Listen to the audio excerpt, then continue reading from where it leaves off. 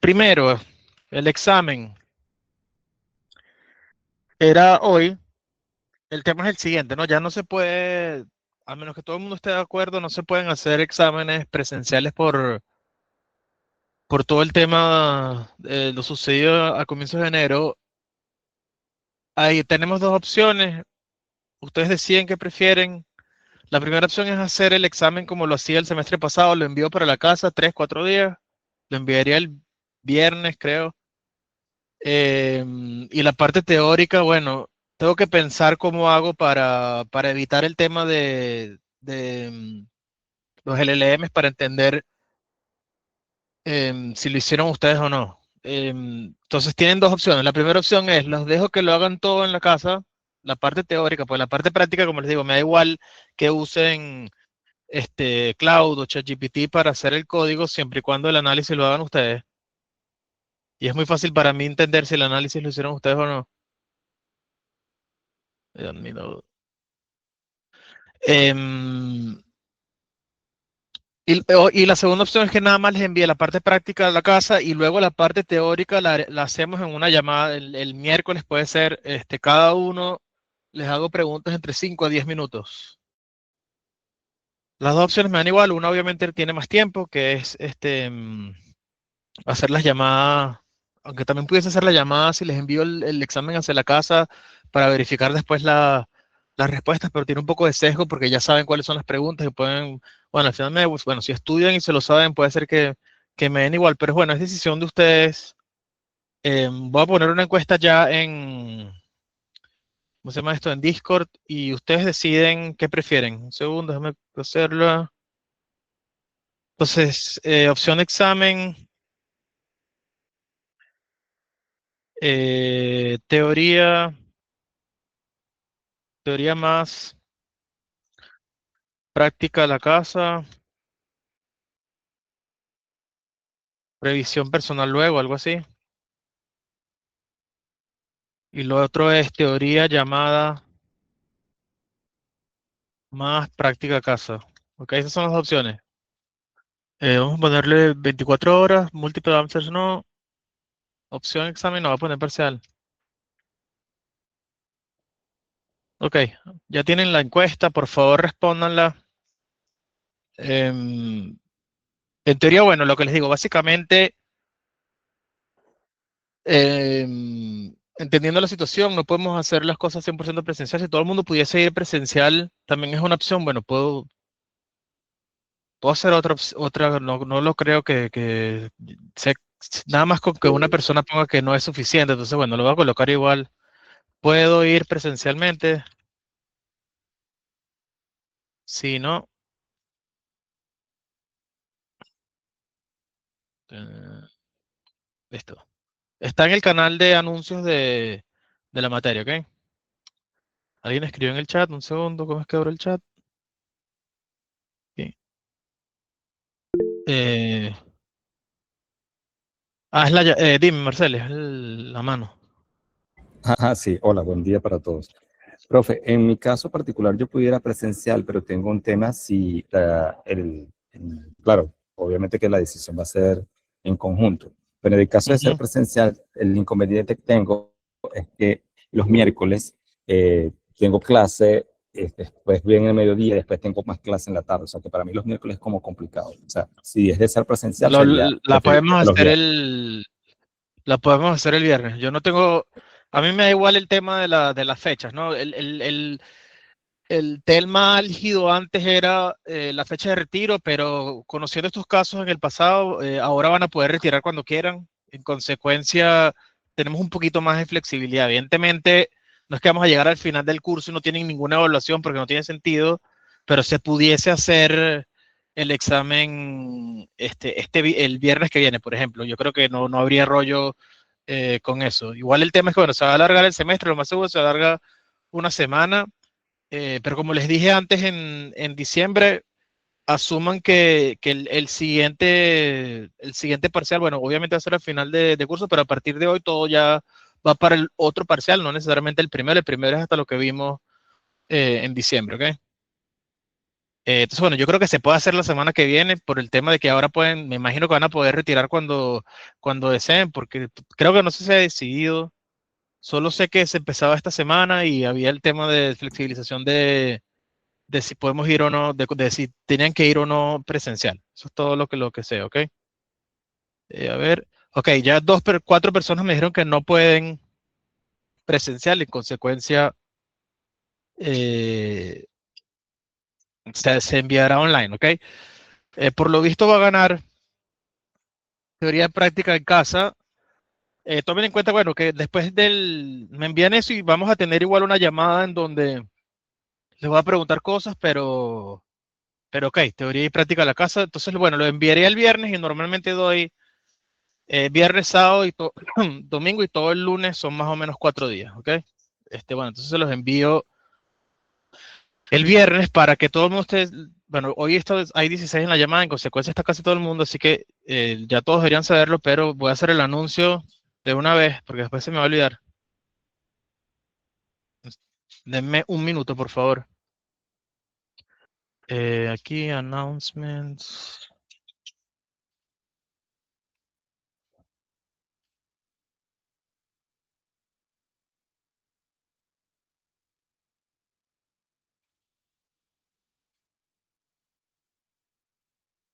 El examen 1 del curso será el día 23.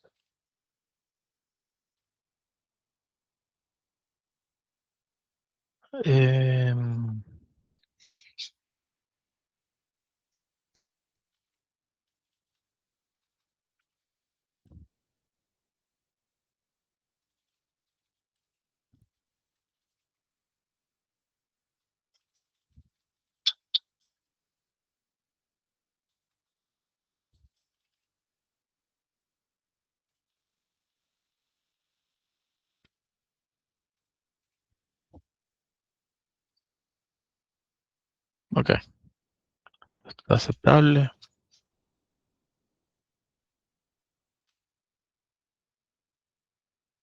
Ok, voy a colocar el anuncio.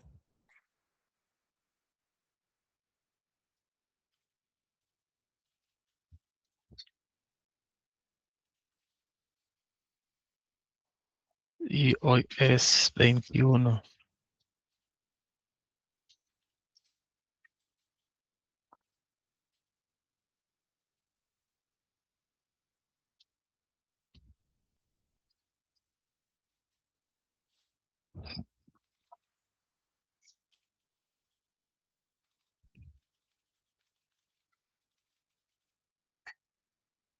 Ok, ya lo envié.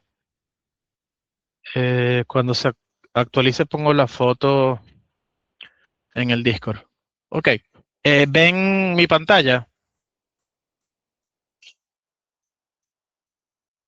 Sí, Sí, se profe. ve. Ok. Em, bien, hasta en diciembre vimos toda validación cursada, no me acuerdo. Creo que no, ¿ah? Llegamos hasta aquí. Vamos a empezar aquí, está bien. Entonces, bien, ¿cómo se llamaba el tool para escribir? Se me olvidó. Vamos a usar este. ¿Qué vimos hasta ahora, no? Siempre vamos a tener datos. ¿Ok? Estos datos, evidentemente, buscamos tratar de predecir, de conseguir una función en donde, dada una fila de nuestro dataset, lo hicieron ya en la tarea, intentamos tener una posible predicción. Recordemos siempre, ojo, cuando hablo de los resúmenes, siempre estoy asumiendo que estamos en el caso supervisado. En algunos casos no tenemos la Y, pero en la mayoría de los casos, bueno, tenemos obviamente la posible respuesta, ¿no? Entonces, ¿qué es importante en nuestro análisis? Cuando tenemos todos nuestros datos disponibles, obviamente, un segundo, obviamente, para poder conseguir la F, ¿ok? Dependiendo de cuán estrictos sean, yo creo que alguien se unió a la llamada. Sí. Ok, listo. ¿O alguien quería hablar?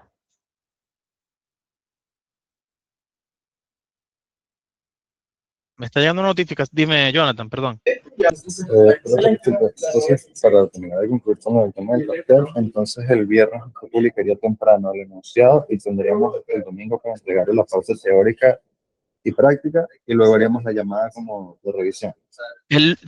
Sería hasta el lunes. Normalmente doy hasta el lunes. Ok, excelente. Okay. Muchas gracias. Vale. Ok. Recuerden que en nuestro problema general, nosotros siempre decimos que estamos tratando de conseguir una función. En verdad estamos tratando de conseguir la mejor función posible dentro de una familia de funciones. Entonces, cuando yo hablo de familia de funciones, aquí ya estamos en la parte estrictamente matemática y decir simplemente la familia es cuál es la forma que tiene la función. Si estamos en el caso de regresión lineal, que es la más sencilla que hemos hecho, es simplemente tener una familia de funciones en donde tengo un vector de coeficientes y lo multiplico por mis entradas. Y simplemente la función va a ser beta traspuesto por x si tenemos más de un predictor, ¿no? Si tenemos un solo predictor, podemos hacer la más sencilla posible, que es escribir a por x más b. Pero al final todo se puede escribir de manera compacta como beta traspuesta por x. Entonces, mi familia de funciones son todos aquellas funciones que tienen esta forma. La mejor posible es, luego que yo resuelvo mi problema, consigo cuál es posiblemente el mejor vector. Entonces, si el mejor vector yo lo llamara beta asterisco, ¿ok? Mi f techo es simplemente usar beta asterisco traspuesto y lo multiplico por x, porque este fue el que ganó, este es el mejor posible, ¿ok? ¿Qué sucede? En el caso de regresión lineal, el problema que queremos resolver es minimizar, y si queremos ser estrictos, aquí ponemos el argmin, ¿ok? Porque es el argumento, para todos los posibles modelos de la suma, desde igual a 1 está bien, ¿ok? Podemos hacerlo así, de la respuesta menos beta traspuesta por xy al cuadrado, ¿ok? Ya sabemos que esto tiene solución analítica, no es un resumen de todo el curso, pero ¿qué sucede? Si usáramos lazo en vez de hacer regresión lineal, ¿ok? Ya sabemos que el hecho de agregar lazo implica que aquí yo tengo que sumar un lambda multiplicado por la norma 1 de beta, ¿ok? Entonces aquí se agrega un problema. ¿Cuál es el problema agregado? Que hay muchos valores de lambda. Incluso son infinitos valores de lambda. En consecuencia, ¿cuál debo usar? Pues si fuésemos estrictos, ¿ok? En verdad es el argmin de beta con lambda k. ¿Por qué? Porque lambda también debería ser un parámetro que yo tengo que utilizar para resolver el problema de optimización. Entonces, para aligerarnos el trabajo, lo que hacemos simplemente es tratar de idear una manera en la cual usemos algunos valores de lambda, un vector de valores de lambda, y luego de ese posible vectores de valores disponibles, busco el que tenga las que tengan las mejores métricas y la que gane, ¿ok? El mejor lambda posible también es el lambda asterisco y asociado a ese lambda asterisco tengo el mejor modelo posible, ¿ok? Ahora bien, si yo dejara lambda libre acá en mi problema de optimización, sería bastante claro que es mucho más complicado el problema. Tengo dos variables distintas que tengo que tratar de optimizar y entonces es un poco más complejo lo que tenemos que hacer, ¿no? Entonces, el proceso en el cual yo puedo cambiar o comparar distintos valores de este señor, de esta lambda, ¿ok? Tiene que ver con lo que les estábamos explicando en diciembre de validación cruzada. Ahora bien, uno empieza primero explicando cómo hacer el pipeline para encontrar los mejores modelos posibles, desde el más sencillo hasta, obviamente, el más complejo. Cuando tenemos estos posibles parámetros que yo puedo controlar, yo los puedo controlar, yo simplemente decido cuáles son los posibles valores y luego que los decido, pruebo mi modelo que quiero optimizar en base a los que tengo disponibles. Todos aquellos parámetros que nosotros controlamos, cuáles son sus posibles valores, los llamamos hiperparámetros. Un segundo que me están... la llamada, creo que está entrando alguien. Admit. Ok. Gabriel. Profe, ¿se me escucha? Sí. Perfecto. Una Oh, pregunta. Por lo menos nosotros en Python, ¿verdad? Podemos usar muchas funciones para conseguir el beta y todo eso, minimizar la función. Yo no sí. podría también aprovechar de usar Python para conseguir de esta manera esos parámetros, o sea, el lambda y el beta, de una vez. 100%. ¿Sí? Ok, sin necesidad de hacer el camino lazo que hicimos. Sin necesidad de hacerlo, Claro, o sea, minimizando la función como tal. sí se pudiese hacer. El tema principal es que el objetivo, el objetivo 100% principal nuestro es tratar de conseguir quién es el modelo. ¿Cuál es el lambda asociado al modelo? Puede ser que sea un objetivo secundario. Ahora bien, es obvio que dependiendo de los valores del lambda van a haber diferentes modelos. Es más que claro. Es decir, uno pueden ir, puede ser que estén, que vayan de la mano, 100%. Pero como nuestro objetivo principal es tratar de conseguir cuál es el mejor beta posible, es más sencillo simplemente, entre comillas, barrer los posibles valores de lambda, ¿ok? Y luego resuelvo una vez que fijo el valor de lambda, ¿sí? Claro, claro. No, Pero simplemente era como una 100% seguro se pregunta. pudiese hacer los dos a la Ah, vez, de hecho. ok, perfecto. Gracias, profe. Ok, denme 2 segundos porque no tengo el segundo monitor conectado y me da un poco de fastidio que necesito tabear para ver cada vez que suena el chat. Denme 20 segundos.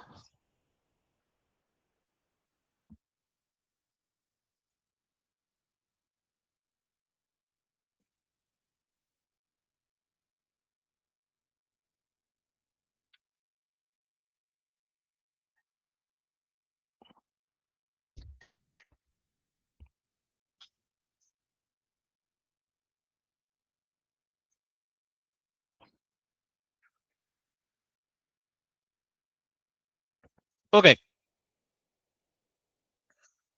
voy a poner el chat a la izquierda. Ok, ahora sí tiene sentido. Seguimos. Pequeño resumen.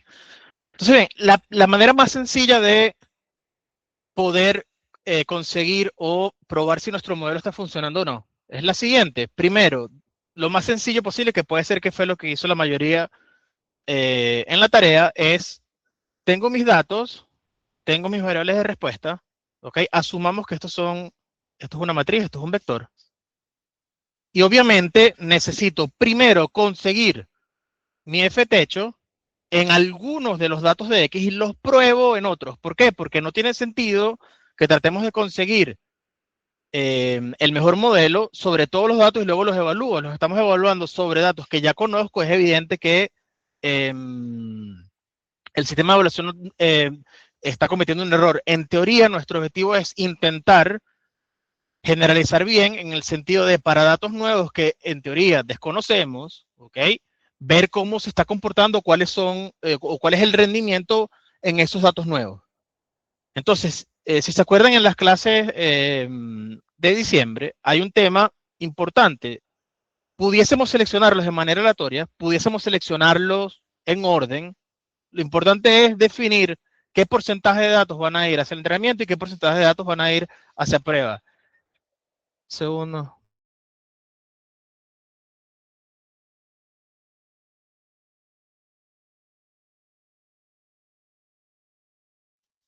Ok. El porcentaje que vamos a decir va a depender 100% de los datos que tengan disponibles. Normalmente, esto simplemente es una regla de normalmente el 70% va a entrenamiento y el 30% va a prueba. La realidad es que, bueno, en algunos casos pueden ser que hagan 85-15, 80-20, es 100% decisión de cada uno.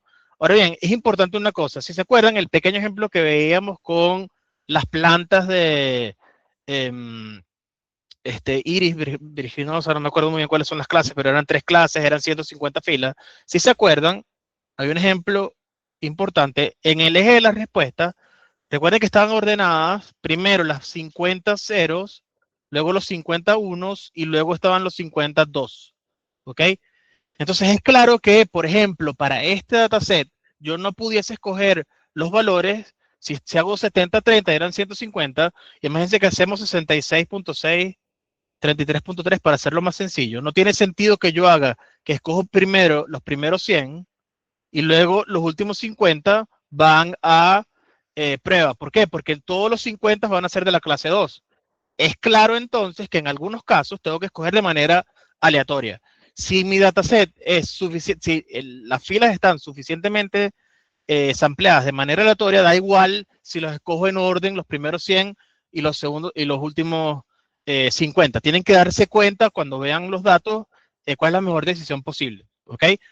Y por último, les mencioné rápido que existen otros casos en donde no necesariamente tiene mucho sentido separar de esta manera, sino que en algunos casos hay casos especiales de series de tiempo, por ejemplo, en donde es claro que si yo quiero predecir el valor, si mi F predice en el mes 3 cuál es el posible valor de una acción y yo estoy utilizando qué sé yo, del mes 0 al mes 2 de posibles datos, es claro que no tiene mucho sentido escoger de manera aleatoria los valores que tengo. Tengo que ordenarlos por tiempo y luego intento predecir ventanas, y estas ventanas son en las imágenes que están disponibles en Scikit-Learn, cuáles son los elementos que van a escoger como entrenamiento y como test, ¿no?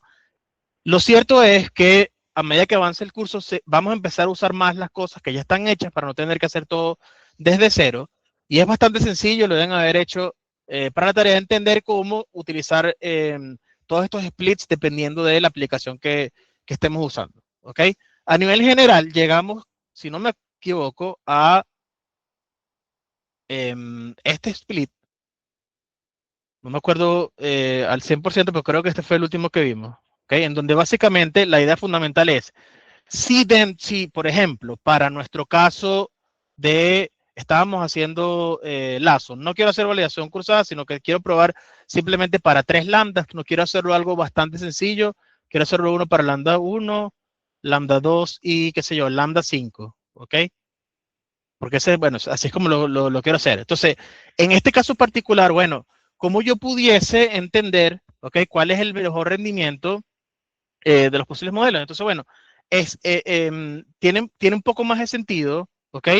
Decidir que los splits que estamos haciendo de entrenamiento lo dividimos en entrenamiento y hay algo nuevo que se llama validación, ¿ok? Y luego, ¿qué hago? Entrenamiento, validación, el resultado final lo evalúo en prueba, ¿ok? Eso es, por ejemplo, evalúo, tengo para lambda 1, 2 y 5, tengo mis métricas, imagínense que me da la métrica para lambda 1, las métricas para lambda 2, las métricas para lambda 5, gana el de 2, ¿ok? Tengo al final los valores aquí. Quisiera ver, ¿ok? Cómo se comporta en los últimos posibles datos de prueba. Entonces, en este caso particular, es recomendable hacer esto, sí, solo si tenemos suficientes datos que me permitan darme el lujo de separar la parte de prueba en validación y en prueba, ¿ok? Entonces, claro, si tienen pocos datos, por lo general, lastimosamente nada más van a poder usar la primera forma. La mayoría de las veces simplemente hacemos variación cruzada, que es una generalización de este esquema, en el cual, ya deben saber, básicamente la parte de entrenamiento la dividimos en entrenamiento y en prueba, y simplemente hacemos pequeños entrenamientos, validaciones muchísimas veces, siempre y cuando sigamos una sola regla, que es la siguiente. Cada uno de esos pequeños chunks o partes que estamos decidiendo que forman parte de validación, solamente una sola vez van a ser el segmento de datos que va a ser incluido como validación, y lo hago tantas veces como el número de separadores necesite. Al final escojo, aquí pueden hacer muchas cosas, escojo el que tenga la mejor métrica, escojo de acuerdo a los lambdas que tengo disponibles, el que tenga el mejor promedio de métricas, o la que tenga la peor es la que le doy importancia. Depende obviamente de lo que ustedes quieran hacer. Lo importante es que solamente una sola vez, ¿ok? Una fila forma parte de el conjunto de datos que desconozco a la hora de incluirlo en el conjunto de validación. Y cuando ya termino completamente todo mi pipeline, termino todo, la última evaluación la hago con la parte de datos que nunca lo utilicé en ningún momento, ¿ok? Con esto me cuido simplemente de tener un escenario controlado de experimentos tal que al final nos demos cuenta si estamos generalizando bien o no a la hora de conseguir nuestros modelos. Encima de todo esto, recuerden que lo hablamos, ¿ok? Encima de todo esto está obviamente el tema de, bueno, esto es estadísticamente significativo para todos los posibles todos los posibles splits que uno pueda hacer de los datos? La respuesta es que no, pero evidentemente para poder hacer tantos experimentos como para que sea estadísticamente significativo para todos los posibles las combinaciones que uno, las que uno puede dividir el dataset, tendríamos que hacer el experimento obviamente demasiado tiempo. Lo que uno asume es si la distribución de los datos, ¿ok? Sigue de verdad una distribución que puede ser aprendida, que la podemos aprender en una función f, ¿ok? Entonces, para pocos splits de todo el universo de splits que tengo disponible, va a funcionar bien la función que estemos tratando de conseguir, ¿ok? Y en ese sentido sí puede ser que sea estadísticamente significativo. Si se acuerdan, hicimos, me acuerdo, en una de las llamadas, un ejemplo de cuántas maneras podemos hacer simplemente el split de entrenamiento prueba o entrenamiento, sí, entrenamiento prueba, y me acuerdo que era hacíamos igual, escogíamos 100 para entrenamiento y 50 para prueba, y si uno coloca aquí, por ejemplo, 70, si hago 70, escojo, vamos a hacerlo como, es que ya va, tiene que ser de los 150, ok, escojo 100, y después de los que quedan, que son 50, escojo 50. De todos los posibles splits que yo puedo hacer es 150 en 100, con un dataset nada más de 150 filas. Si se acuerdan, este número era extraordinariamente gigante. Entonces, claro, 5 de ellos son estadísticamente significativos. La respuesta es que, bueno, puede ser que tenga suerte, ¿ok? Y este split es uno que me va a retornar un posible modelo que es bastante bueno. Como puede ser que tenga mala suerte, tengo que repetir muchas veces el experimento hasta que consiga uno que funcione bien. El tema es si los datos de verdad están sampleados, yo digo sampleados, están muestreados, ¿ok? De una distribución que podemos aprender y que tiene sentido que el modelo que estamos tratando de escoger, la familia de funciones que escogemos, va a funcionar bien. Créanme que esto en general funciona de manera bastante aceptable y no necesitamos probar en tantos de los posibles cortes, ¿ok? Bien, cosas nuevas. Entonces, me acuerdo que llegamos en algún punto a hablar un poco de las métricas de regresión. Vamos a tratar de pulirlo un poco y recordarnos. Si se acuerdan, la métrica era el coeficiente de determinación, ¿ok? Es posible que esto sea una pregunta de examen, así que bueno, vamos a ver si se acuerdan. No me acuerdo cuál es la pregunta que debe estar en uno de los ejemplos en el GitHub. Entonces, bueno, la idea fundamental es, tenemos una métrica que llamamos coeficiente de determinación, donde básicamente es un cálculo. El cálculo simplemente es 1 menos, ¿ok? Una proporción entre una suma que hacemos en el numerador y una suma que hacemos en el denominador. Fíjense que la suma que está en el numerador toma en cuenta, ¿ok? El modelo, que son la parte azul. La suma que está en el denominador toma en cuenta algo que parece ser constante, ¿ok? Que es la parte que está en la izquierda. Si se acuerdan, en la parte del numerador, básicamente lo que estamos haciendo es sumar los errores al cuadrado de nuestro modelo. Es decir, que es como si estuviésemos haciendo, ¿ok? OLS, ¿sí? Sin agregar aquí a la izquierda ningún coeficiente de si quiero o no calcular el promedio. Y en la clase nos dimos cuenta que, bueno, simplemente es porque si aquí yo colocara el promedio y aquí lo colocara, se cancelan cuando vaya a ser la proporción. Así que da igual colocarlo o no colocarlo. En la parte de arriba, ¿ok? Fíjense que simplemente estamos sumando los errores cuadráticos. Ya hemos hablado muchas veces de por qué utilizamos el cuadrado. Simplemente es para que no se cancelen los errores, los positivos con los negativos. Entonces, fíjense que en realidad lo que estamos haciendo es sumar si el error, ¿ok? Este es un punto nuevo. El error del punto nuevo en base a la posible predicción de mi modelo sería esta altura, ¿ok? Porque esto básicamente es la altura Y, ¿ok? De ese punto nuevo, y la predicción sería este valor que está acá, que sería Y techo. El error sería, no importa si hago Y menos Y techo o Y techo menos Y, ¿ok? El error es el mismo y lo elevo al cuadrado. Entonces es claro que lo que estamos haciendo es simplemente sumar el área de este cuadrado, ¿ok? Eso es lo que estamos sumando a nuestra métrica. Eso lo estamos haciendo para cada uno de los puntos y me va a quedar una suma de todos esos cuadrados de errores ¿ok? Que está consiguiendo mi modelo. ¿Con qué lo comparo? Lo comparo con, fíjense que simplemente aquí coloco y de i menos y de techo al cuadrado, que es simplemente colocar aquí una función, vamos a cambiar el color para que tenga algo de contraste. Fíjense que nada más compara con yo tengo aquí esto. Ok, está comparando nada más con el promedio de las yes. En una de las llamadas me preguntaron qué era esto, si se acuerdan, esto simplemente y techo es 1 entre n para cada uno de los puntos, la suma desde igual 1 hasta n de y de i, ¿ok? Entonces, ¿qué hago? Estoy comparando simplemente todos los valores de y de i con unos promedios y lo elevo al cuadrado, ¿ok? Entonces, mi métrica lo que hace es comparar la proporción de la suma de los errores cuadrados con los errores, asumiendo que simplemente la predicción siempre es el promedio de las y. Este es el modelo más simple posible, y hay una razón, lo dije en una de las llamadas, posiblemente lo pregunte en el examen, así que no lo vamos a discutir, pero hay una razón por la cual escogemos este y de techo como, entre comillas, una predicción para todos los valores. Aquí simplemente estoy haciendo que f de x es y de techo para todo x. Lo puse al revés. Para todo x. Es decir, estoy diciendo que la predicción es simplemente el promedio de las respuestas. Obviamente, ¿qué quiere decir esto? Que x no está dando ningún tipo de información al modelo. Entonces, esta métrica simplemente compara, ¿ok?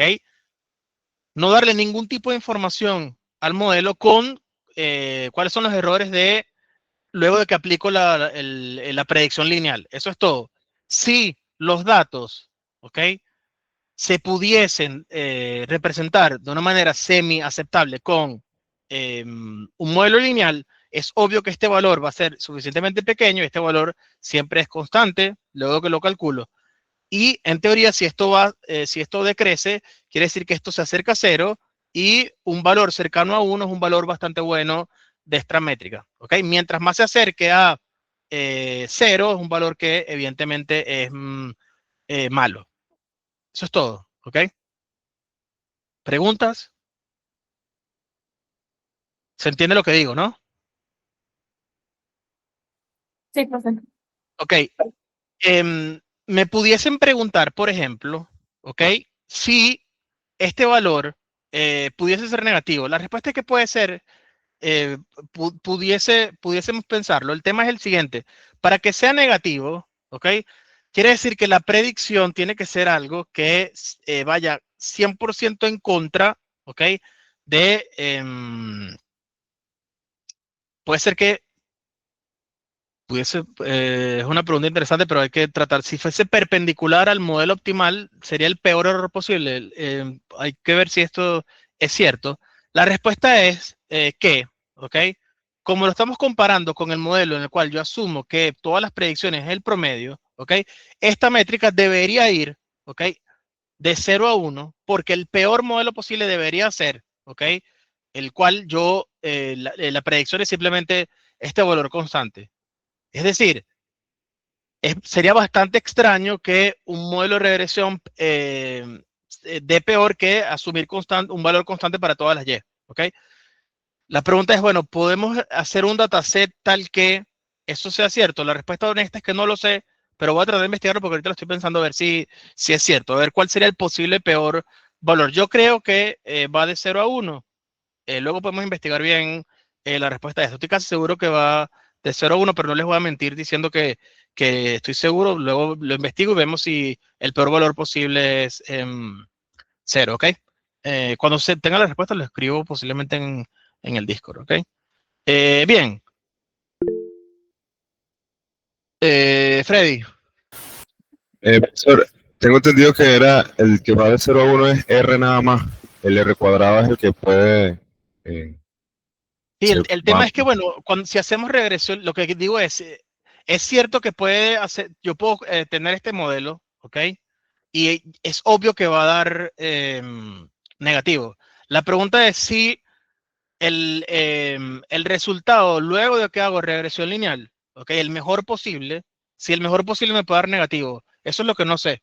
¿Ok? Yo sé que puede dar negativo. Lo que no sé es si el mejor puede dar negativo, eso es lo que no estoy seguro. Puede ser que haya una combinación esotérica de los puntos tales que el denominador... Ah, pero ya va, ¿qué es lo que tiene que pasar para que esto sea negativo? Vamos a pensar. Esto, ok, un segundo, vamos a pensar. Esto es constante. Esto, que es la suma de los errores, eh, lo que tiene que suceder es que simplemente la suma de los errores sea peor que la suma de estos valores que es constante. No, puede ser que incluso con un optimal, luego vemos un ejemplo, ¿ok? Pero no vamos a perder tiempo porque si no voy a estar aquí como siempre media hora y no es útil. Pero es posible que sí puede ser que sea negativo. Vamos a ver luego si con un casito, creo que si modifico, las unidades y pongo unidades bastante grandes y las y las pongo, las distancias son cortas. Bueno, luego vemos.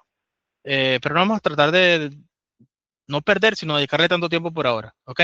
Luego, coeficiente de correlación, esto lo vieron posiblemente en prueba.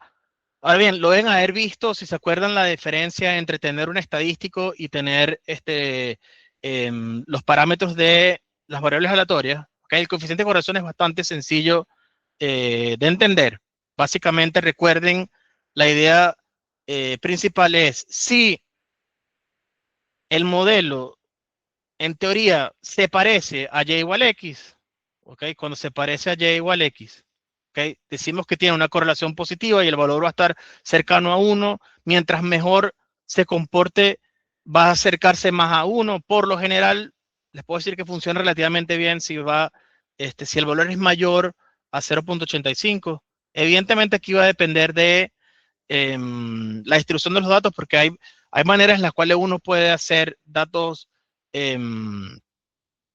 este, que no son de la vida real, que son sintéticos, tales que dan valores bastante altos, pero se ve que no funciona bastante bien, sobre todo con algunos datos atípicos, pero en general, cuando no hay datos atípicos y el error sigue una normal cuya media es 0 y tiene una desviación estándar, estos valores están bien. Cuando el modelo, porque posiblemente es bastante es factible. Si el modelo tiene pendiente negativa, simplemente la correlación va a ir hacia los valores negativos y mientras más se acerque a 1, mejor está funcionando el modelo. ¿Ok?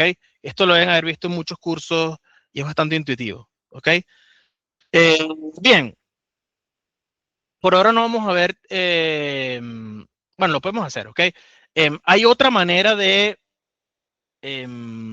analizar más o menos si está funcionando bien o no los modelos de regresión y tiene que ver con usar estas hipótesis. Entonces, recuerden que en estas hipótesis teníamos un parámetro, ¿ok? Lo deben haber visto en prueba, en donde uno tenía la hipótesis nula, ¿ok? Teníamos la hipótesis alternativa, ¿ok? Básicamente, existe una manera de tener un test hipótesis en donde la hipótesis nula es decir, bueno, el modelo tiene los datos, ¿ok? Tienen un comportamiento, deberían tener un comportamiento lineal y la alternativa es que no tengan el comportamiento lineal. Entonces, bueno, la idea básica es ver, comparar si mis predicciones, qué tanto se acercan mis predicciones con los valores reales, ¿ok? Entonces, si se acuerdan un poco, ¿ok?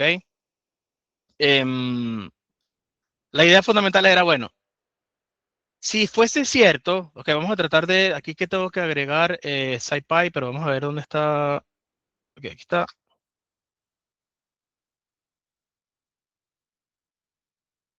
No creo que lo necesite, pero vamos a hacerlo.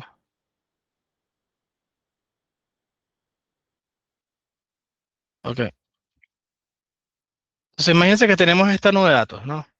En donde claramente, si hiciéramos regresión, es bastante posible que el mejor modelo va a dar algo por este estilo. ¿Ok? ¿Por qué? Porque, bueno, aquí hay un dato atípico que hace que la pendiente vaya un poco hacia él. ¿Ok? Si lo quitáramos, obviamente, es posible que la solución optimal dé algo por este estilo. ¿Ok? Hay que ver, bueno, cuánto cambia la pendiente de este modelo, este punto atípico, ¿no? Entonces, el test básicamente dice, bueno, mientras más se parezcan, ¿ok? Evidentemente, mientras más se parezcan, la hipótesis nula es que los valores siguen, lo estoy tratando de predecir, hago unas buenas predicciones de los valores, en consecuencia se pudiesen predecir con un modelo que es lineal. Y si se acuerdan, ¿okay? Básicamente la idea fundamental es que teníamos un estadístico, ¿okay? Y un P, y el P lo que me decía era qué tan probable es que la hipótesis nula sea rechazada o aceptada, tienen que ver cuál es el error tipo 1 o tipo 2, ¿ok? El tema fundamental aquí es lo siguiente, ¿no? Si leemos la entrada de el test de hipótesis, tiene que tener dos arreglos, en donde cada uno de los arreglos tiene que tener la misma cantidad de elementos de las predicciones, ¿ok? Y habían tres tipos de test de hipótesis que uno pudiese hacer. Si se acuerdan, los test de hipótesis, la hipótesis alternativa era el H1. La primera opción era two-sided. Básicamente lo que está diciendo es, bueno, yo no tengo ninguna idea, ¿ok? Si recuerden acá, H0, ¿ok? Imagínense que si usamos, vamos a probar, yo digo, bueno, yo creo que el P de una Bernoulli es 0.5, ¿ok? Si yo no tuviese ninguna idea de si la P está hacia la izquierda o hacia la derecha, yo digo que mi hipótesis alternativa simplemente es que P es distinto de 0.5 y en consecuencia el nivel de significancia, si se acuerdan, tenía que distribuirlo hacia la izquierda y hacia la derecha usando, obviamente, si el nivel de significancia era alfa, colocaba aquí alfa medio y aquí colocaba alfa medio. Y luego veía, bueno, si el P muestral que me están dando es 0.7, dado esta distribución, ¿qué tan probable era que el P muestral sea 0.7 si me daban como hipótesis nula que yo decía que era 0.5? Si me está dando muchas veces, dado el estudio que estoy haciendo, muchísimas veces el P queda a la derecha, yo puedo decir, bueno, yo creo que la hipótesis alternativa es que el P es mayor que 0.5.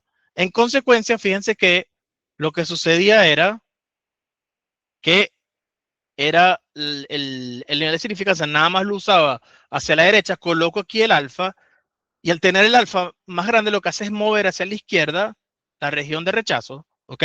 Y si lo muevo hacia la izquierda, con mayor probabilidad un valor que se aleje del 0.5 y va a rechazar la hipótesis nula de que el valor era 0.5. Y la idea alternativa es la misma para P menor a 0.5, ¿ok? Entonces, en estos casos, uno puede utilizar tres hipótesis asumiendo linealidad y lo que hace es tratar de analizar cuál es la distribución de Y menos las predicciones de Y. Eso es básicamente la idea. Si estas distribuciones, si mi modelo funciona bien, debería estar alrededor de 0.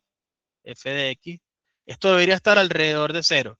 ¿Por qué? Porque mientras más pequeño sea la diferencia, quiere decir que estoy haciendo mejores predicciones. Y luego, bueno, obviamente era simplemente entender con qué probabilidad los valores que me están dando las diferencias, ¿ok? Se alejan o no de la hipótesis nula que yo tengo de que Y menos F de X tiene que estar cercano a 0. Para serles sincero, es bastante raro que se use esto. Los estadísticos se lo usan bastante, sobre todo en temas de medicina, pero bueno, siempre no está mal mencionarlo, ¿ok? Ahora bien, vamos a algo 100% nuevo. Métricas de clasificación. Entonces, bien, recuerden, si mi modelo, ¿ok? Si yo tengo mi modelo que recibe una X y las predicciones es que estamos haciendo clasificación, recuerden que, recuerden que esto sigue siendo una Y.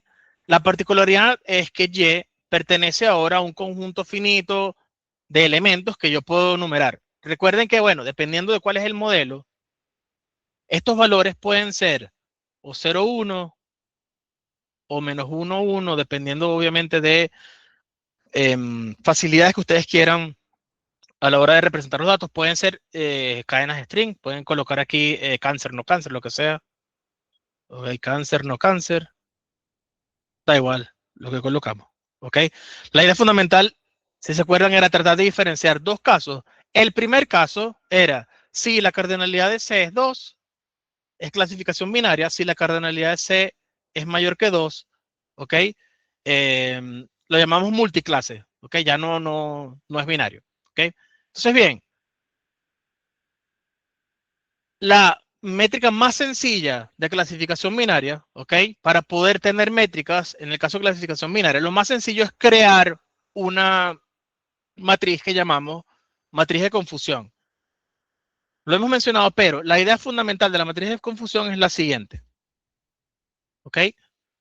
Tenemos que decidir si las filas es la clase real o si las columnas son la clase real y viceversa, si las filas son la predicción y las columnas son la predicción. La realidad es que depende 100% de el software que usen. Por lo general se asume que en las filas tenemos la condición real y en las columnas tenemos la predicción del modelo. En el caso de clasificación binaria, si la cardinalidad de C es 2, tengo dos posibilidades. Que mi modelo, dado que la condición real es positiva, tenga una predicción positiva. La siguiente posibilidad es que si la predicción, la condición real es positiva, tenga una predicción negativa, en cuyo caso esto es un error. Y las últimas dos son, si la condición es negativa, la predicción es positiva, y si la condición es negativa, la predicción es negativa. Claro, obviamente, lo que buscamos es que nuestro modelo, si la clase real es la positiva, cuando digo positiva es uno, cuando tiene aquí el arreglo 0,1, uno decide de manera arbitraria qué es positivo y negativo. Por ejemplo, para rayos X, cuando el rayo X, uno se hace un rayo X y el resultado es negativo, quiere decir que todo está bien y no tienes algo, un hueso roto, que es algo contradictorio de la percepción natural del lenguaje, que uno pensaría que algo negativo, tienes algún hueso roto. En el caso del rayo X, si el rayo X tiene el resultado negativo, quiere decir que es algo bueno. Entonces, bueno, es completamente arbitrario dependiendo del contexto. Asumamos simplemente que lo colocamos valores. Entonces, esta sería la clase 0, esta es la clase 1. Entonces, la predicción de mi modelo, mi f, dado un x, puede ser o 0 y mi f, dado un x, puede ser un 1. ¿Qué modelos uso? Bueno, podemos hacer, por ejemplo, regresión logística. En el caso de regresión logística, si se acuerdan, teníamos la probabilidad dado un x y hacíamos la exponencial de x dividido entre 1 más la exponencial de x, por ejemplo. Entonces, bueno, ¿cómo yo selecciono los valores de las clases? Por ahora no nos interesa para lo más mínimo. Simplemente queremos saber que la salida del modelo tiene clase positiva y negativa. Si la predicción es positiva y la clase real era la positiva, decimos que es un verdadero positivo. Y la idea luego de este concepto es la misma para cada una de las entradas de la matriz. En el caso de que la condición real era positiva y tengo una predicción negativa, esto es un falso negativo. ¿Por qué? Porque mi predicción dice que era dijimos que esto era un 0, que era un 0, en realidad mi predicción fue un 1. Luego, si mi clase real era un 1 y mi predicción es un 0, es un falso positivo, ¿ok? Y por último, si mi predicción era un 1 y el valor real era el 1, eso es un verdadero negativo. Entonces, bueno, también podemos colocarle aquí 1 y 0. Y aquí esto es un 1 y un 0. Da completamente lo mismo. No importa qué valor le damos. Simplemente vamos a llamarlos positivos y negativos. ¿Ok? Entonces, bien, luego que tenemos esta matriz, ¿ok? Es evidente una cosa. Primero, esto va a generar una partición de mis datos. ¿Por qué? Un elemento que pertenezca a esta parte de la matriz no puede pertenecer a ninguna de las otras tres. ¿Ok? ¿Eso qué quiere decir? Que la suma de todas estas entradas me tiene que dar el número de instancias de mis datos. Si yo tengo 100 datos, ¿ok? Y por ahora tengo 50 valores acá, 20 valores acá y 10 valores aquí. ¿Cuántos tengo acá? 20. 20, ¿verdad? No hay manera de que este valor sea distinto de 20. Entonces, cuando uno ve la matriz de confusión, lo primero que tenemos que darnos cuenta es que las instancias podemos hacerlas como la suma de todas las entradas o la suma de los valores de la clase positiva y los valores de la clase negativa. ¿Qué es cierto? ¿Ok? Los valores de la clase positiva P y los valores de la clase negativa N, cuya suma es el número de filas de mis datos, esto nunca va a cambiar. Es decir, los valores reales, la condición real para un estudio dado, ¿ok? No van a cambiar los valores de la clase positiva y los valores de la clase negativa. Ahora bien, dependiendo de mi modelo, si yo llamo este modelo el modelo 1, los valores de predicción positiva o los valores de predicción negativa, esto sí puede cambiar, ¿ok? Evidentemente, dependiendo de un valor de X, ¿ok? O va a predicción positiva o a predicción negativa. Ahora bien, si yo tengo mi F que evalúa un X y siempre va a los mismos valores, en cuyo caso es un modelo determinístico, ¿ok? Es cierto lo que les digo de que, bueno, o va hacia la predicción positiva o va hacia la predicción negativa. Es bastante raro que algún modelo, ¿ok? No sea determinístico en el sentido de dado un X, siempre me da el mismo Y de salida, ¿ok? Puede suceder, pero es bastante raro y no vamos a asumir los casos extraños, extravagantes, en donde eso no sea cierto. Entonces, ¿qué es importante? Esto puede cambiar dependiendo del modelo, esto nunca va a cambiar dependiendo del modelo. Y esta particularidad es bastante importante a la hora de decidir por qué en curvas ROC usamos una de las métricas que vamos a ver ahora, okay, espero en esta clase, de por qué usamos una de las métricas para hacer estas curvas. Pero vamos poco a poco, ¿ok? Entonces, bien, nombres que les gustan a la gente de ciencias de la salud. Prevalencia. La prevalencia es la proporción de la clase positiva con la clase negativa. Y este valor nunca cambia. ¿Ok? Entonces, cuando yo tengo mis datos, la prevalencia me va a decir es cuál es la proporción de datos positivos de lo que tengo disponible. En el caso, por ejemplo, de las plantas, si una de las clases de las plantas fuese la positiva, recuerden que eran 50, de la clase negativa serían 100, la prevalencia va a ser de 0.33, bueno, 0.3 periodos, ¿ok? Entonces, importante, la prevalencia, todas aquellas métricas que yo conozco en azul, nunca cambian, ¿ok? Esto nunca puede cambiar. ¿Por qué? Porque son valores que los calculo a la hora de tener mis datos. Entonces, ahora bien, uno puede darle importancia a las métricas, ¿ok? Dependiendo de si asumimos que en el denominador está la condición real o en el denominador están las predicciones.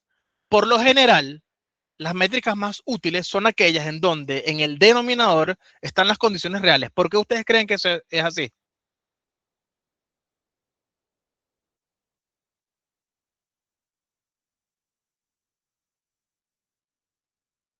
Repito, tengo mis filas de condiciones reales, filas de condiciones negativas. Ahora acá voy a empezar a escribir métricas, nombres. Por ejemplo, esta que está acá, tasa real de positivos, recall, sensibilidad, no importa qué significa esto, le llamo TRP, es valores positivos, ¿ok?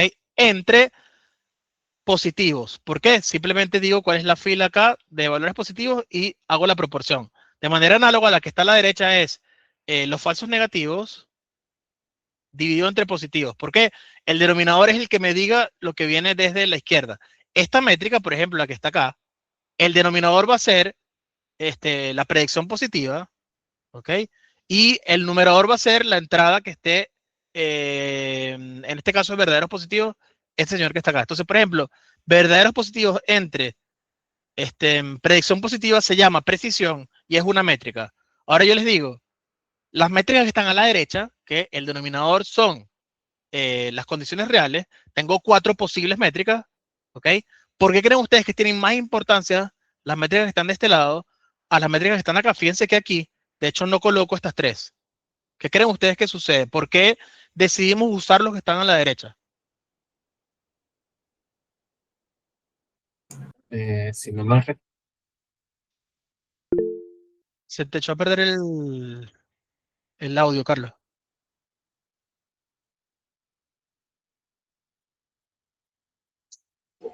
¿Soy yo?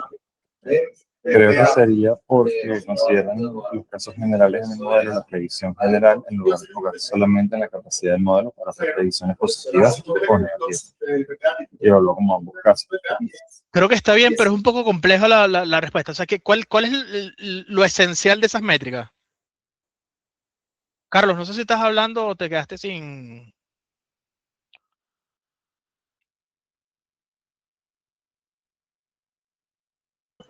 Profe Carlos no, mandó un mensaje diciendo que se le cayó el internet. Estás hablando desde la cabeza de internet. Sí, Ok, lo que dijo es que ajá. lo de abajo es el total de casos. Lo de abajo del total de casos no necesariamente es así. Fíjate que para esta métrica, por ejemplo, ok, lo de abajo es P, que no es el total de casos, es la clase positiva. Y el numerador sí es verdaderos positivos, ok.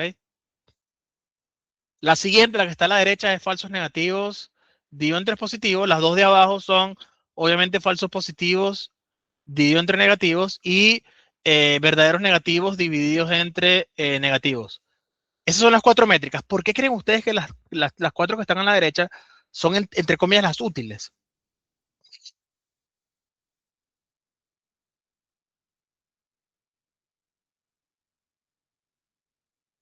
Primero, son proporciones. Ya sabemos que está generando una partición. En consecuencia, obligatoriamente sabemos que todos estos valores, todos, sin importar cuál es el valor, todos tienen que estar acotados entre 0 y 1. ¿Ok? Todos van a estar acotados. Vamos a llamar este conjunto de métricas las M's. ¿Ok? Estas son las M's. Todos están acotados entre 0 y 1. ¿Qué otra particularidad tienen?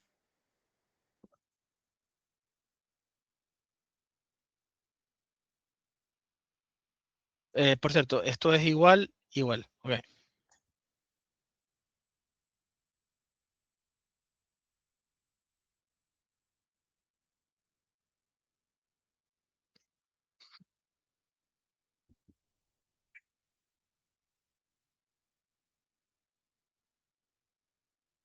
Les voy a hacer dos ejemplos, a ver. ¿Ok? Primer ejemplo. Vamos a hacer 10 predicciones. Vamos a poner aquí 5. Vamos a poner acá 2, 1. Esto es 3, 5, 3. El siguiente es 4, 0, 6, 0. ¿Ok? Bueno, ya aquí me equivoqué. Esto debería ser un 2. Aquí voy a colocar un 1 y aquí voy a colocar un 4. Entonces vamos a hacer nada más este ejemplo de este que está aquí. ¿Ok? ¿Cuáles van a ser los dos valores? Para este me va a dar 5 entre 7. Ya, que hoy estoy escribiendo peor de lo normal. Y aquí me está dando 4 entre 5. ¿Qué particularidad tiene esta métrica para esos dos casos que son la suma? Fíjense que la suma da 10. La suma da 11. Está bien. Estos son dos ejemplos 100% plausibles de un mismo dataset porque tengo 11 posibles datos.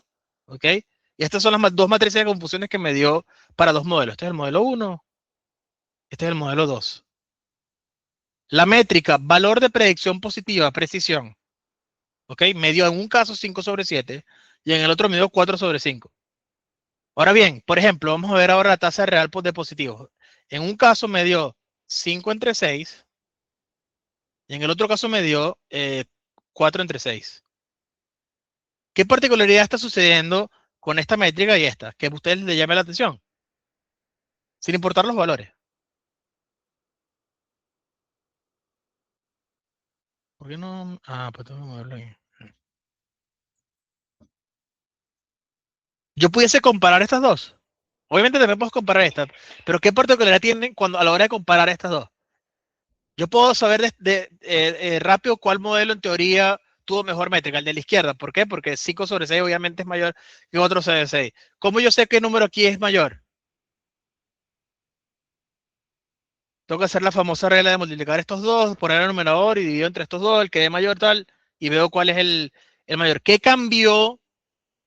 ¿Ok? En las métricas de arriba, ¿qué cambia? Fíjense que los denominadores varían. ¿Lo ven? Entonces, si yo tengo una métrica en donde los denominadores varían, ¿ok? Y luego yo voy a comparar dos modelos y me está dando en uno 0.8 y en el otro me da 0.75 y me dan nada más la proporción. Yo no tengo absolutamente ninguna idea, ¿ok? De qué sucedió acá. ¿Por qué? Porque si los denominadores varían, obviamente van a variar también las proporciones, pero yo no tengo información suficiente para saber, ¿ok? ¿Cuál fue el valor que me generó este 0.8? Distinto es las métricas que están a la derecha, el denominador es siempre el mismo. ¿Por qué? Porque la clase positiva no cambia, la clase negativa no cambia. Los denominadores de todas las métricas que estén aquí, sin importar los nombres, todas las métricas que están acá, el denominador nunca cambia. ¿Ok? Entonces no es raro que las métricas que están a la derecha de esta tablita, ¿ok?, son las más usadas. ¿Por qué? Porque si el denominador no cambia, es bastante sencillo comparar un modelo de otro, porque los valores de predicción que están en el numerador es lo que está modificándose. ¿Ok? En cambio, ¿ok?, a pesar de que sí tiene interés y sí tiene importancia, lo vamos a ver después, ¿ok?, cuando se usa, ¿ok?, este valor, como en el denominador está la predicción, ¿ok?, el valor que me da de proporción, yo necesito saber, ¿ok?, cuál es ese valor del denominador y cuál es el numerador para entender, ¿ok?, qué es lo que está sucediendo con mi modelo. Pero como el denominador cambia, y también el numerador obviamente, ¿ok?, tiene un poco menos de utilidad. Entonces, si yo tengo la certeza de que alguna de las métricas, los numeradores son siempre los mismos, yo sé que esta métrica, mientras más alto sea el numerador, está funcionando mejor el modelo, y esta métrica, mientras más bajo sea el numerador, mejor funciona el modelo. ¿Ok? Tanto así, incluso, que hay una relación obvia entre las métricas que están en las izquierdas, que es la siguiente. Fíjense que, ¿ok?, BP dividido entre P es exactamente lo mismo, ¿ok?, que 1 menos F de N dividido entre P. Es obvio, ¿ok? ¿Por qué? Porque la suma de estos dos da P, ¿ok? Y evidentemente si yo tengo una, puedo saber cuál es el valor que está a la derecha, ¿ok? Entonces, bien, saber o tener en el denominador elementos que son constantes es útil para nosotros. Entonces, siguiente paso, entender, ¿ok?, la métrica más usada en clasificación, que en inglés es accuracy, y en español la llamamos precisión. ¿Ok? Por lo general, cuando doy clase, uso este término, ¿ok?, porque en inglés usan precision para el valor de predicción positiva. ¿Ok? En consecuencia, bueno, uno puede confundirse un poco de los nombres. Ahora bien, yo tengo muy mala memoria. En consecuencia, en ningún punto yo les voy a preguntar a ustedes qué son los nombres de las métricas. Yo asumo que la tabla la tienen disponible en algún lugar. Me interesa más es la interpretación de las métricas que aprenderse los nombres. Yo no me sé el nombre de muchas de las cosas. Cuando veo el nombre de la métrica, veo qué es lo que está haciendo acá y ahí sí tomo una decisión o un análisis, ¿ok? Entonces no puedo pretender yo pedirles que se aprendan los nombres si incluso uno tiene, bueno, si me dicen tasa real de positivos, yo puedo asumir y entender cuál es la métrica. Si me dicen cuál es el recall, no asocio qué significa la palabra recall o sensibilidad hacia una métrica, ¿ok? Entonces, bueno, los nombres me dan igual. Van a tener esta tabla disponible en los exámenes. Me interesa es el análisis, ¿ok? Entonces, primera métrica útil. Precisión. ¿Qué es precisión? Es simplemente la suma de la diagonal, que son todos los elementos positivos, dividido entre, fíjense, los valores de la clase positiva y la clase negativa, que son todas mis instancias, que es n. Entonces, ¿qué es precisión? Es el porcentaje de veces que mi modelo acertó, sea hacia la clase positiva o a la clase negativa. Consecuencia, bueno, por ejemplo, si yo tuviese 5, 2, 1, 2, ¿cuál es la precisión de mi modelo? ¿O el accuracy? El accuracy del modelo 1 es que 5 más 2 dividido entre 6 más 4, que es 7 entre 10, entonces el 70%. ¿Ok? Entonces, básicamente esto me dice, bueno, en el 70% de los casos, acerté mi predicción. Hay dos casos, que la clase era la positiva y mi predicción fue positiva, que es esta entrada, y la otra es, la clase es negativa y mi predicción fue negativa.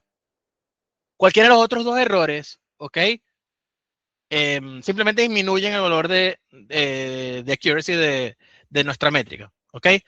Ahora bien, en el ámbito de estadística, este tipo de errores los llaman errores de tipo 1, de tipo 2, y este tipo de errores los llamamos error de tipo 1. Dime, Jonathan. Solo te tenía la pregunta de si esta métrica de la precisión, por lo menos en este caso que estamos hablando de clasificación binaria, nos podría también ayudar a identificar un desbalance de clases. Yes. De hecho, fíjense, bueno, es lo que siempre pienso. Bueno, hoy no vamos a hacerlo de cáncer, vamos a hacerlo de esquizofrenia, ¿ok? Así más, un ejemplo nuevo. Entonces, imagínense que tenemos el universo de las personas con neurodivergencia, ¿ok? Dentro de las cuales tenemos personas con, en nuestro estudio, ¿ok? Supónganse, tenemos personas con Alzheimer, con demencia senil, con demencia vascular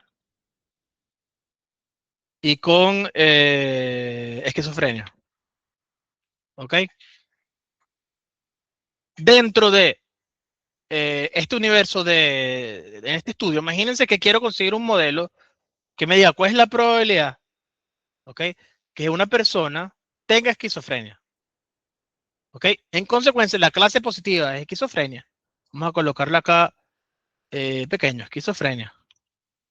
Esto pudiese cambiar el tamaño. Nice. Ok. Y aquí ponemos el resto de síndromes, ¿ok? Vamos a poner aquí el resto.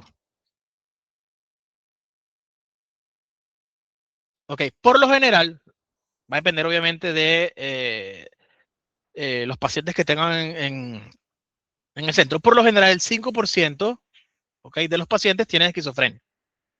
Si tuviésemos 100, ¿ok? Podemos decir que en nuestro ejemplo, P va a ser igual a 5. ¿Ok? Y, lógicamente, como N son 100 pacientes, N va a ser 95. ¿Ok? Entonces, fíjense qué pasa. Como tengo nada más 5 personas con esquizofrenia, ¿ok? ¿Qué tipo de valores pudiese tener de mi matriz de confusión? Entonces, bueno, imagínense que tenemos aquí un ejemplo básico que vamos a colocar aquí 3, y aquí voy a colocar, son 95, pongo aquí 88, ¿ok? Entonces, fíjense, si yo fijo 3 y fijo 88, ya hablamos que como las filas son siempre constantes, yo sé de manera obligatoria que esto es un 2 y esto es un, por favor, 7. 7, ¿ok? Entonces, ¿cuál es la precisión de este modelo? La precisión de este modelo es de 91 dividido entre 100, obviamente, ¿no? 86, okay, que es del 91%. Perdón, 91%. Esa sería la precisión de este modelo. Ahora bien, si yo hago otro modelo y ese otro modelo hace esto, vamos a hacerlo exagerado. Vamos a colocar aquí.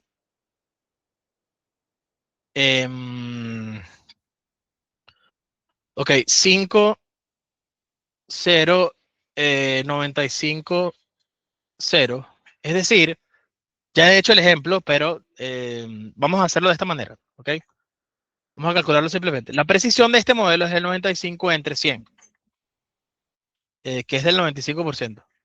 Ahora bien, si ustedes tuviesen un familiar, ¿a qué hospital van? ¿A este hospital o a este hospital para saber si su familiar tiene esquizofrenia?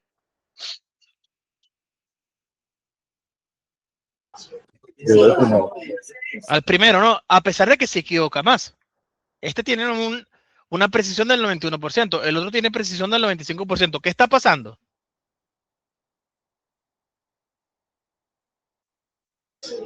Bueno, yo entiendo que el segundo modelo está teniendo la tendencia de siempre hacer una predicción negativa. Correcto, entonces el segundo modelo lo podemos tener incluso, no necesitamos hacer ningún tipo de entrenamiento. El modelo es tan sencillo como, bueno, usted no tiene esquizofrenia. ¿Ok? Tú no tienes esquizofrenia y listo. O sea, digo que no tienes esquizofrenia. Bueno, entonces como en la población el 95% de las personas no tienen esquizofrenia, este modelo va a funcionar bien el 95% de las veces. Ahora bien, el segundo, en algunos casos, fíjense, en algunos casos estoy diciendo, bueno, creo que tú tienes esquizofrenia y en realidad no lo tienes, son 7 personas. ¿Ok? ¿Qué sucede? Posiblemente estas 7 personas quizás tienen otro síndrome, quizás tienen o demencia vascular, demencia senil o Alzheimer. ¿Ok? Pero puede ser que diga, ok, estas 7 personas voy a traerlas a mi estudio, voy a seguir haciéndole pruebas a ver qué está pasando. Estas 2 personas, lastimosamente, ok, la predicción fue negativa, le digo, no tienes nada y en verdad sí tenían Alzheimer. Ahora bien, en este caso, fíjense que como yo digo que nadie tiene Alzheimer, en ningún momento van a entrar al estudio para tratar de ver qué está pasando con esa persona. Entonces voy a tener cero elementos, ¿ok? De pacientes que intentan entrar a mi, vamos a llamarlo, está mal decir manicomio, pero bueno, vamos a asumir que es un, vamos a decir un hospital psiquiátrico, ¿ok? No entra nadie, fíjense, ninguna persona va a entrar y nadie vamos a poder hacer ningún tipo de estudio y no podemos arreglar absolutamente nada al respecto. Entonces, ¿qué sucede? Cuando la proporción, ¿ok?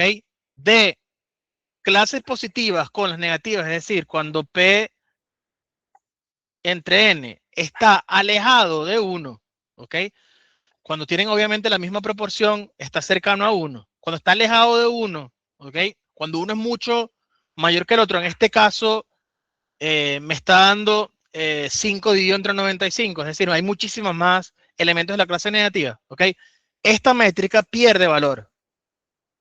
Entonces, para casos en donde tenemos lo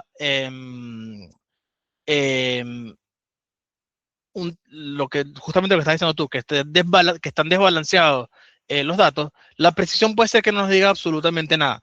En algunos casos puede ser que sí nos diga, obviamente, si tenemos la matriz de confusión 5, 95, ¿ok? 0, 0, y la precisión me da 100, obviamente sí está funcionando bien mi modelo. Entonces, para casos extremos sí está funcionando bastante bien, pero fíjense que puedo tener un 95% y, bueno, lastimosamente no está funcionando bien mi modelo porque simplemente estoy diciendo que nadie tiene esquizofrenia. En consecuencia a esto, ¿ok?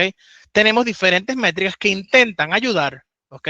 Cuando tenemos desbalance de los datos.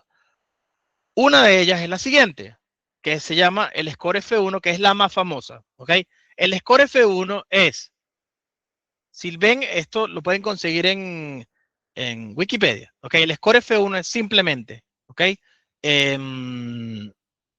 Dos veces, ¿ok? El valor de la clase positiva dividido entre dos veces el valor de la clase positiva más los falsos positivos más, perdón, verdaderos positivos más falsos positivos más falsos negativos, ¿ok? Entonces, en verdad, cuando damos esto no se entiende muy bien de dónde sale y aquí siempre les calculo cómo se hace la métrica. Y bueno, en realidad cuando uno dice que voy a conseguir la media, ¿ok? De valores, uno hace de manera intuitiva 1 entre n suma desde igual 1 hasta n de xy, ¿ok? Pero hay otros tipos de medias. Una de ellas, que es la media armónica, es hacer perdón, es hacer lo contrario, es colocar en el denominador n y abajo coloco la suma de 1 entre xy para todo xy. Y es justamente lo que estamos haciendo acá, ¿ok? Entonces, ¿qué es el score F1? Es la media armónica de la métrica que se llama recall y la métrica que se llama precisión, ¿ok? ¿Qué significa esto? Fíjense, veo acá que es recall y precisión, es esta señora y esta señora, ¿ok? Entonces, la media aritmética sería 2 dividido entre, ¿qué es precisión? Bueno, vamos a hacerlo primero recall. Recall es verdaderos positivos entre positivos. Tengo que hacer 1 sobre eso. Me va a quedar positivos entre verdaderos positivos más. Y aquí hago presión positiva entre verdaderos positivos. ¿Ok? ¿Qué tiene de particular esto?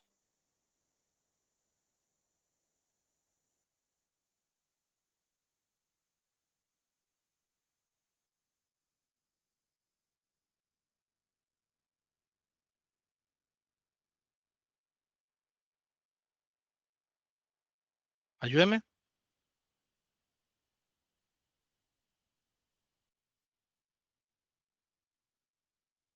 Ok, y luego entonces, ¿qué sucede? Los dos verdaderos positivos van a quedar en el denominador y abajo voy a tener, ok, dos veces verdaderos positivos más falsos negativos, más falsos positivos, perdón, más falsos negativos.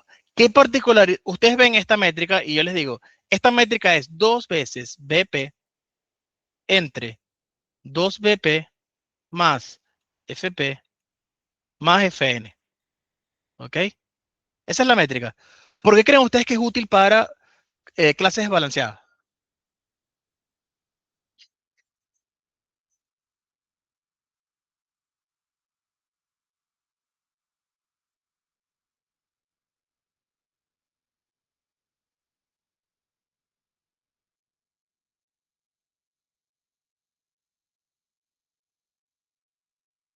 Dentro de todos mis posibles valores de mi matriz, ¿qué no estoy usando?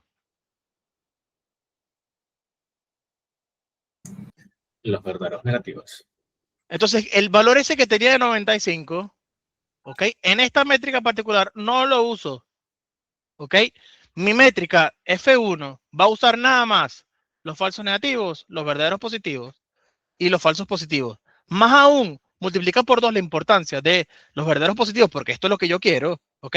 Y en el denominador, ¿ok? Colocamos falsos negativos, falsos positivos y obviamente 2 veces verdaderos positivos. ¿Qué es esto? Es simplemente la media armónica entre recall y precisión. Recall es simplemente esta métrica que está acá, perdón, recall es esta métrica, precisión es esta métrica. Ambas usan en el numerador verdaderos positivos, razón por la cual quedan 2 veces los verdaderos positivos, pero en el denominador, ¿ok? Uso nada más, ¿ok? O predicción positiva o los valores de condición real positiva. En consecuencia, mi métrica en ningún momento tiene los verdaderos negativos, porque no uso a la vez predicción negativa y la clase negativa. Esto es útil entonces porque esos 95 casos, ¿ok? Los obvio al 100%. Yo asumo, ¿ok? Que como está completamente desbalanceado, me van a dar altos valores de precisión. En consecuencia, intento usar una métrica que le dé nada más importancia a aquellos valores que yo sí quiero maximizar, que es el valor de valores positivos. Posiblemente en algunos casos, ¿ok? Tengamos modelos que pasan lo que les estoy diciendo, en donde algunos de los valores de los verdaderos negativos los paso a predicción positiva, pero no es tan grave decirle a una persona sana que tiene esquizofrenia como decirle a una persona que tiene esquizofrenia que está sana, ¿ok?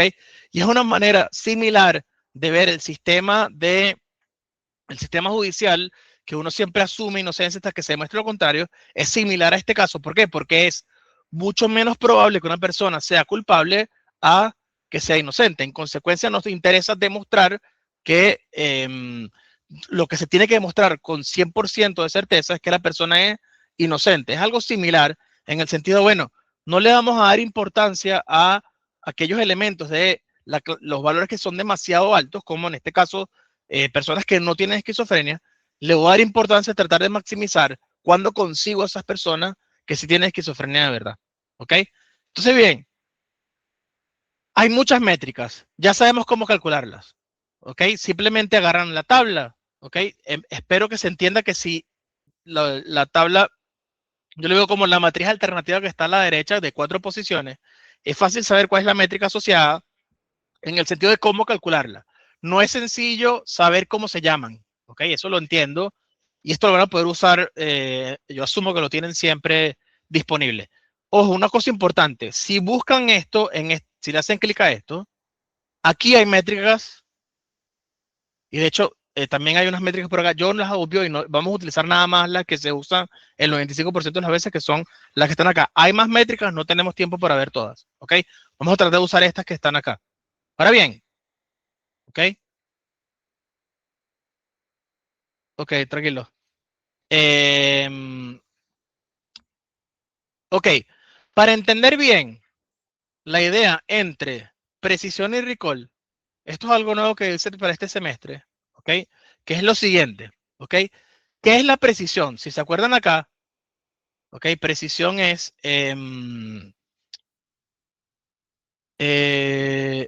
verdadero, ok, está bien.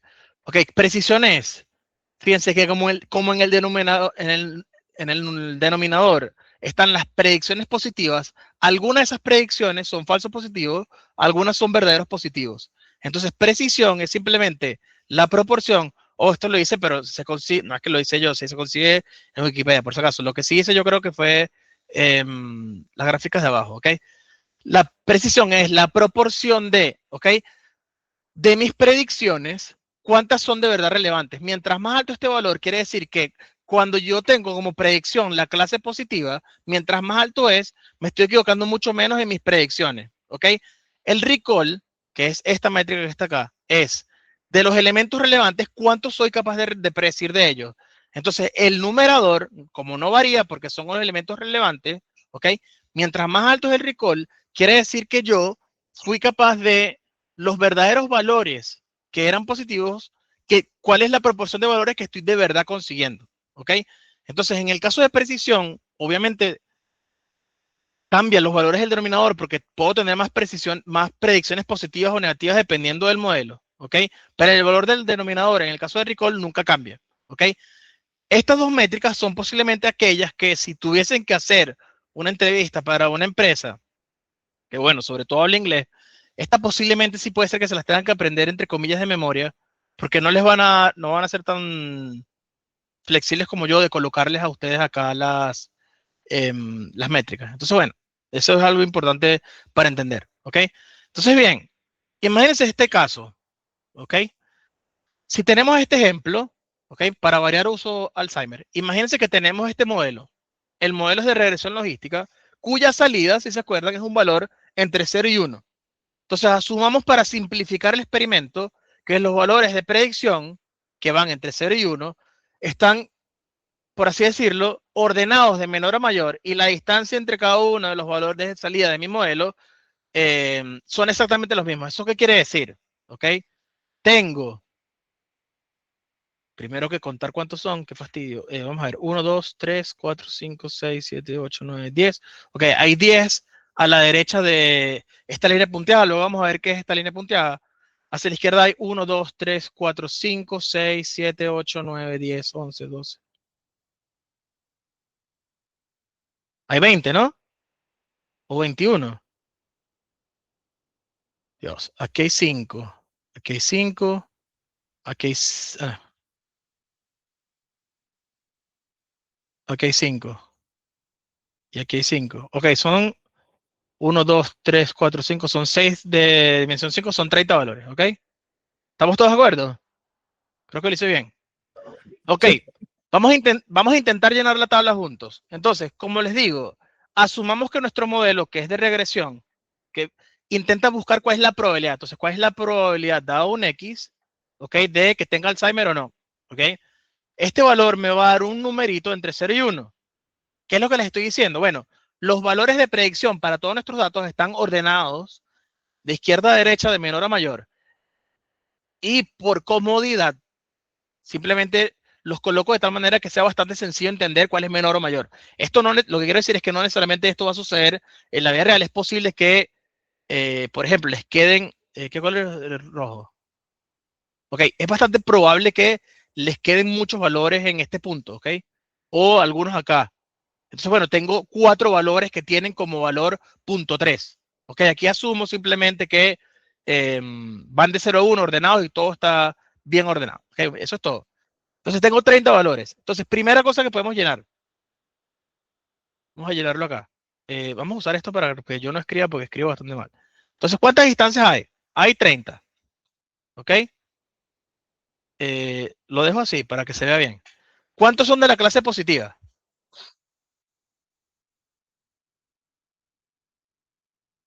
1, 2, 3, 4, 5, 6, 7, 8, 9, 10, 11. 11. ¿Ok? Son 11. En consecuencia, primera cosa, como las instancias son 30 y no varían, si 11 son de la clase positiva sin contar, yo sé que esto tiene que ser un 19. ¿Ok? Si supiese darle el botón. Ok, esto es 19. Entonces, ¿qué es lo siguiente que sabemos? La prevalencia va a ser 11 entre 30, ¿ok? ¿Les da fastidio esto o está bien así? O sea, no importa que no sea como una fracción, ¿no? ¿Está bien? Ok. Sí. ¿Qué sucede? Si mi modelo tiene como salida un valor de probabilidad, yo necesito distinguir cuando hay una predicción luego de que tengo mi valor. Entonces necesito de alguna manera crear una regla tal que los valores que sean menores a ese threshold van a la clase 0 y los valores que están por encima van a la clase 1. ¿Ok? Entonces, bien, en este caso, lo que quiere decir es lo siguiente. Asumo que esta es la clase 1, esta es la clase 0, esta es la clase 1 y esta es la clase 0. Esa es mi hipótesis. ¿Ok? Entonces, fíjense, este threshold, no importa cuál es el valor. ¿Ok? No importa cuál es el valor. Todo lo que esté a la izquierda va a tener como predicción 0. Todo lo que esté a la derecha va a tener como predicción 1. ¿Se entiende la idea? Ok. Pregunta. ¿Cuántos valores tienen predicción positiva? Vamos a colocarlo, vamos a cambiarle color. Este color. Entonces, primero que yo puedo señalar, ¿cuántos van a tener predicción positiva?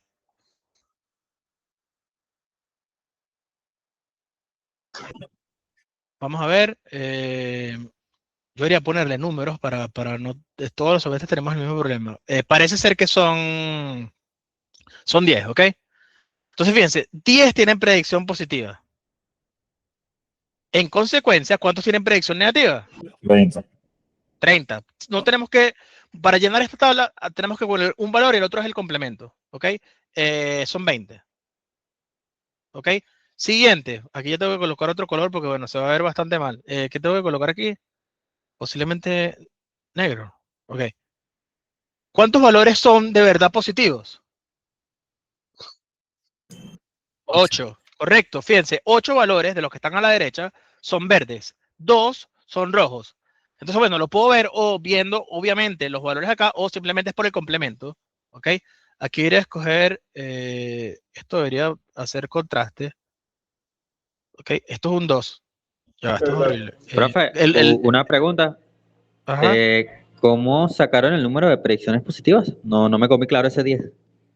Fíjate, mi modelo, su salida es un valor entre 0 y 1 que asumimos que es como un valor de probabilidad. Ahora bien, como yo estoy cambiando el umbral, ¿ok? Fíjense que, bueno, recuerden que hablé mucho de la interpretación de si esto es un valor de probabilidad o no. Si es un valor que va de 0 a 1 y mi umbral es el que me dice qué es de la clase 0 y qué es de la clase 1, todos los valores que estén hacia la derecha de mi línea punteada, asumo que son de la clase 1 y todos los valores que estén a la izquierda, asumo que son de la clase 0. ¿Ok? Ok, ya. Entonces, ¿cuáles son los de predicción positiva? Son aquellos que están a la derecha de la línea punteada. ¿Ok? No voy a borrar porque perdemos todo. Ok. Esto entonces es un 2. Bueno, voy a escribir, no se ve tan mal. ¿Ok? Luego, ¿qué es lo más sencillo calcular ahora? ¿Este valor o este? Los falsos negativos, ¿verdad? ¿Cuáles son falsos? ¿Cuántos son?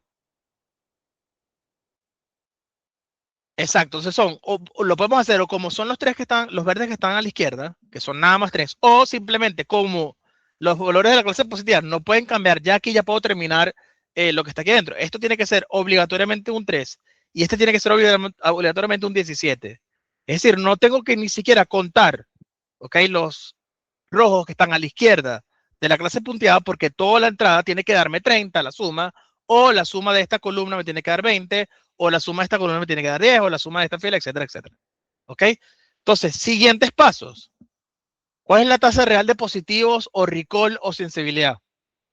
Es la proporción entre verdaderos positivos y la tasa de positivos. Esto entonces es 8 dividido entre 11. ¿Ok? En consecuencia, esta que es falsos negativos entre positivos tiene que dar obligatoriamente 3 entre 11. ¿Por qué? Porque el numerador tiene que sumar 11 y el denominador no cambia. Si hiciera esta, por ejemplo, ok, esta me va a dar 17 dividido entre 19.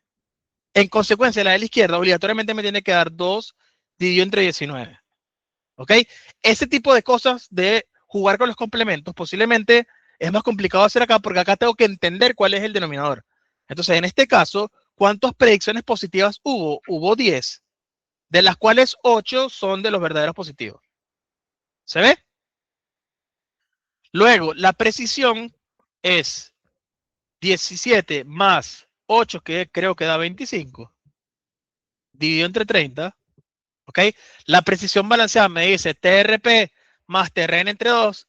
Entonces es TRP, que es la tasa real de positivos, más la tasa real de negativos, dividido entre 2. En consecuencia sería 8 entre 11 más 17 entre 19, que son las dos métricas positivas para mí, dividido entre 2 para simplemente tener el promedio de ellas. Es decir, es la métrica cuyo numerador es este, el denominador es este, que no cambia, y la métrica cuyo numerador es este señor y denominador es este señor, que tampoco cambia. ¿Ok?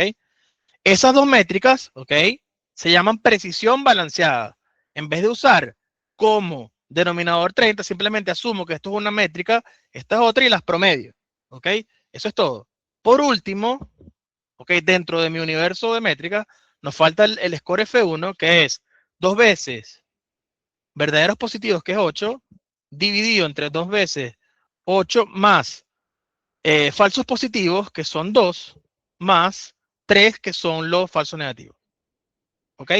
En este caso, que 11 sobre 30 no es muy desbalanceado, pero está desbalanceado obviamente. ¿Ok? Este modelo está funcionando bastante bien. Fíjense, la precisión es bastante alta. Este valor también está dando bastante alto. ¿Por qué?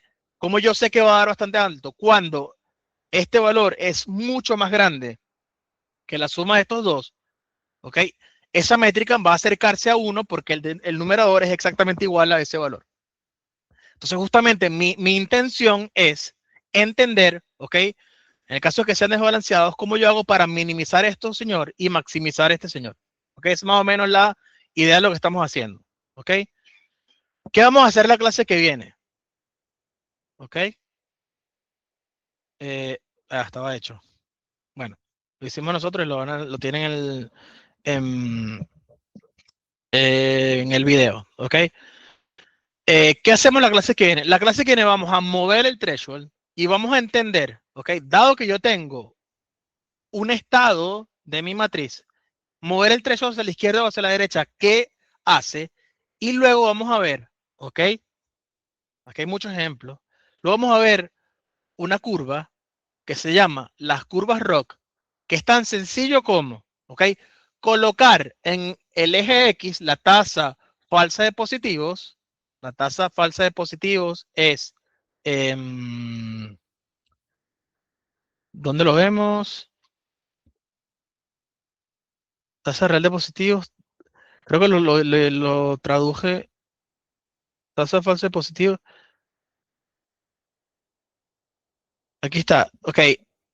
Vamos a utilizar la tasa falsa de positivos en el eje X y la tasa real de positivos en el eje Y. ¿Ok?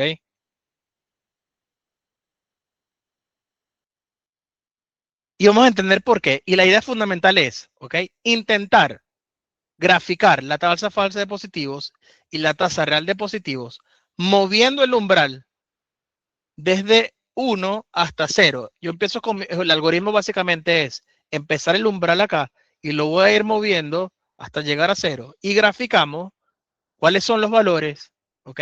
Que me van a dar de estas dos métricas y vamos a entender la clase que viene, por qué escojo esas métricas. Y luego vamos a intentar analizar cuál es la consecuencia de escoger esas métricas en el eje X, en el eje Y. ¿Por qué lo hago? El algoritmo, vamos a hacer nosotros el algoritmo, se hace en 5 o 10 minutos. ¿Ok? Y vamos a entender cómo analizar en el caso de clasificación binaria, que usar precisión, accuracy, no sirve de mucho. Interesa mucho más entender cómo se mueve esta gráfica y vamos a tener diferentes métricas de la gráfica, por ejemplo, como área debajo de la curva, que se llama el aux score. Uy, no me deja rayar, ¿por qué? Ah, este es el canvas invisible, el aux score, que es básicamente cuál es el área debajo de esta curva. Entonces, si este cuadrado va de 0 a 1 y ya, que no sé, que no lo ven. Ok, si el cuadrado va de 0 a 1 en el eje X y de 0 a 1 en el eje Y, el área de ese cuadrado es siempre 1, ok, porque es 1 por 1, es así de sencillo. En consecuencia, ¿qué buscamos? Que el área de lo que quede representado por esa curva se asemeje más a 1.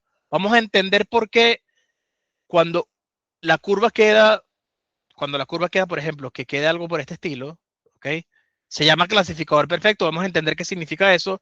Vamos a entender además qué significa un clasificador aleatorio. Lo más importante es que vamos a tener una gráfica en donde podemos comparar diferentes clasificadores binarios para luego, por ejemplo, tener este tipo de cosas y decir, ok, estos son dos casos, o sea, son tres algoritmos para los mismos datos y vemos cómo usando el algoritmo para calcular estas curvas ROC, entender cuál es el mejor algoritmo o cuál tiene mejor rendimiento. La idea fundamental, por ejemplo, va a ser que se acerque más a la esquina superior izquierda, pero vamos a entender qué significa esto. Por lo general, mientras más a la izquierda y hacia arriba vamos, mejor funciona el método.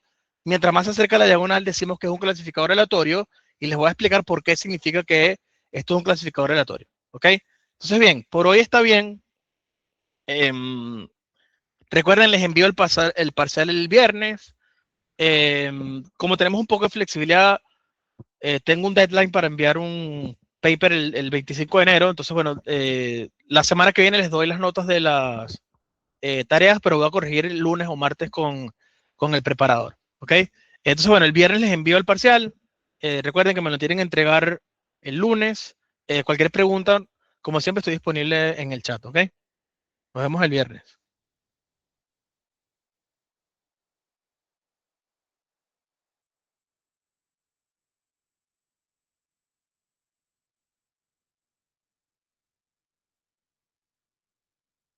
Chao, chao. Gracias, profe.